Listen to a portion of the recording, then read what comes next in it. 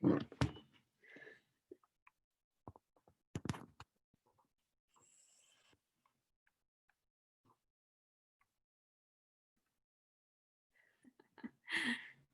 and welcome. Sorry for that. I dropped part of my computer right as I got started. Welcome. My name is Stacie Fletcher. I'm excited to have you here with us. And today we are going to have some conversations with coaches. So we're going to have conversations for coaches, is what I'm calling today. And I'm going to give just a minute for people to jump on. The way that this will work is you can put questions down in the Q&A. I'll bring you on live for coaching if you're interested in that. And if you're watching a replay of this, if you have questions or thoughts, please pop them down in the comments. Happy to respond there as well. And if needed, we can do another segment about any question that you ask in a future coaching call. So again, my name is Stacie Fletcher and welcome. So today I am going to talk about helping your athletes deal with fear.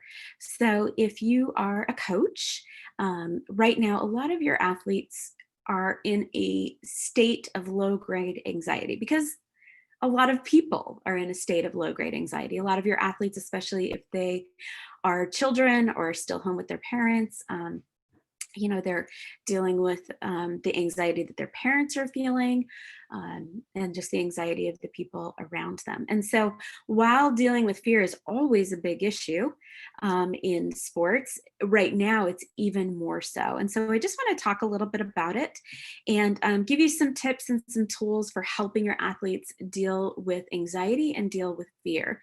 And I'm going to talk about it in two ways. One way is just kind of more the low grade that they might be feeling.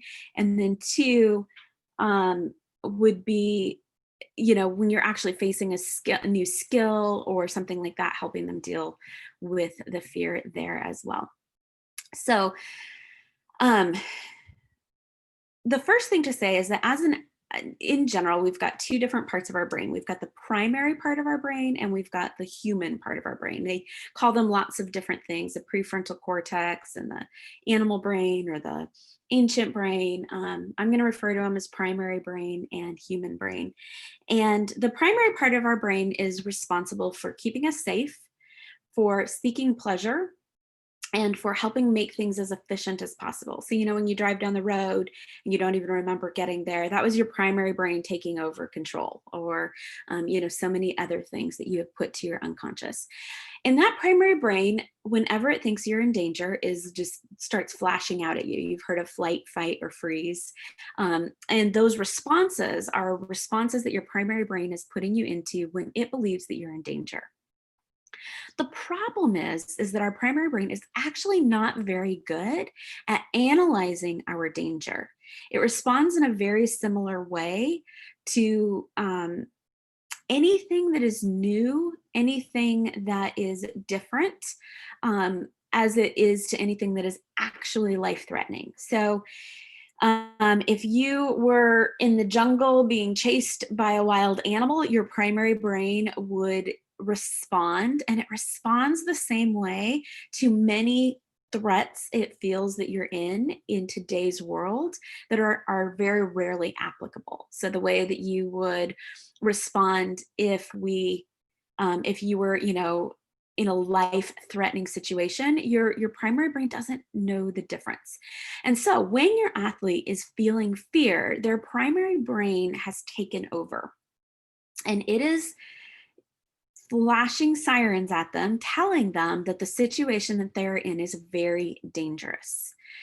And the primary brain is not something to be reasoned with. It's not something to be talked down. And so a lot of times when you try to do that with your athlete, you find it's not successful.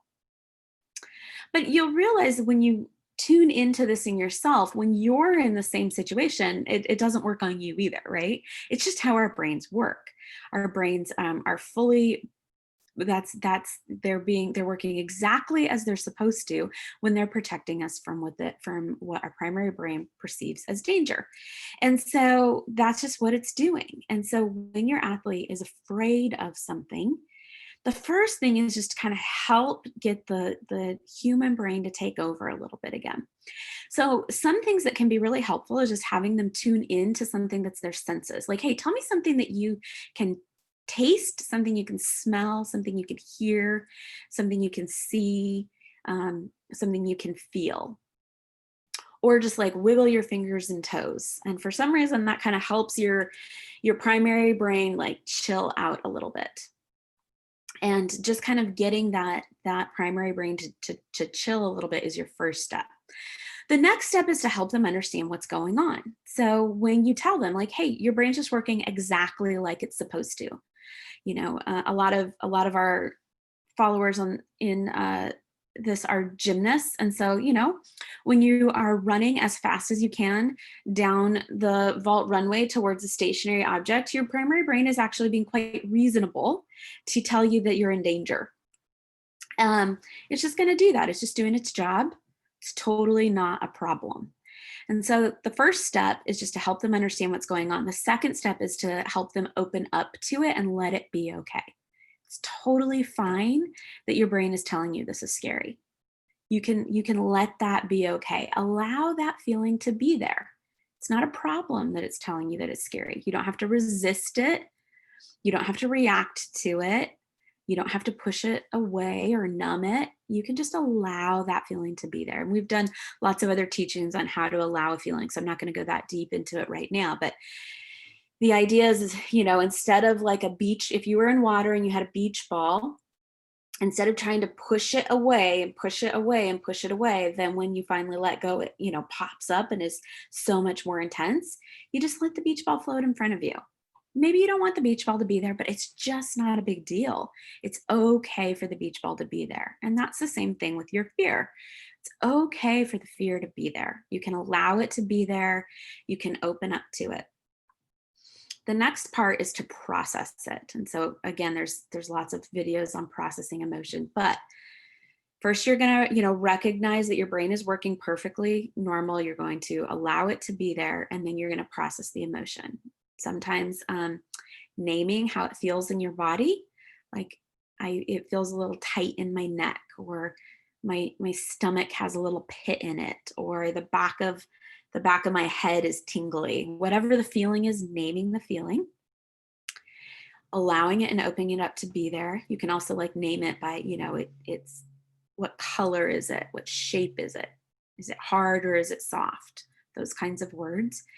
And most of the time in that way, your body will process the emotion in 30 to 90 seconds. And so helping your athlete get their primary brain a little under control, allow it to let them know that their brain is working perfectly, explain to them why it's happening, allow it to be there, process the emotion. And then you're going to help them move into a new thought that wouldn't produce as much fear. And so sometimes it can just be helpful to talk to that part of your brain. Some people name it.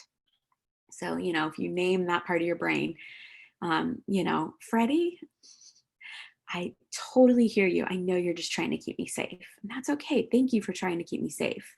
But we're going to go ahead and do this anyways, because we're going to be fine. It's going to be okay. And so sometimes just talking to that part of your brain helps a lot. And just acknowledging it and letting yourself know it's just a thought. It's not true. Your brain is just trying to protect you. You don't have to get mad at it. You don't have to punish it. You can just let it be there, and that's totally fine. And then starting to poke holes in it, so if this is a skill they've been training lots of different times, or if there's actually nothing that's actually presenting them danger, helping them kind of poke holes in the thought. What might other people think about this skill? Maybe some people think it's really fun. Maybe some people think it's really easy.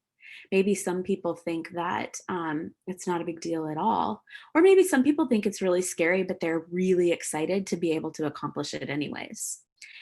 And then the last part is helping them come up with a reason. Like, why do they want to do this skill? What's their compelling reason for wanting to do it? And then being able to let the fear be there, it's just floating, it's fine, and doing it anyways because their reason is big enough.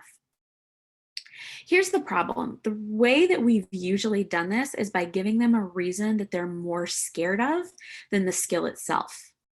extra conditioning, being embarrassed in front of their teammates, letting you down, not being able to compete, not being able to be put in a lineup.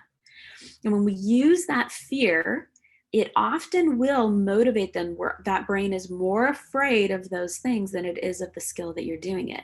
But using fear to overcome fear always produces negative results. And so instead of using more fear to help them overcome fear, help them to learn how to dismantle the fear, allow it to be there, process it, and then do the thing anyways because they want to, because the reason for doing it is compelling enough to them. And when you do that, not only will you see them go so much further in their actual skills, you'll teach them that skill that they can do then in every other area of life. So when they're feeling fearful around Corona, when they're feeling fearful because of their parents might lose their job and they might have to stop doing their athletic activity, or they're just feeling that same general low grade sense of fear that we're all feeling a lot of the time, they can use those same techniques in order to get through and process that fear in that point in time. And so it can be really, really helpful, really successful ways to help your athletes deal with fear. So pop any questions down in the Q&A if you have any, or if you want any coaching, let me know. I don't see any right now. But a common question that people come up with is just like, how do you do that in the moment? So I think one of it is helping to teach them these building blocks, even when they're not in the midst of it, helping to teach them how to deal with their primary brain, how to process their emotions.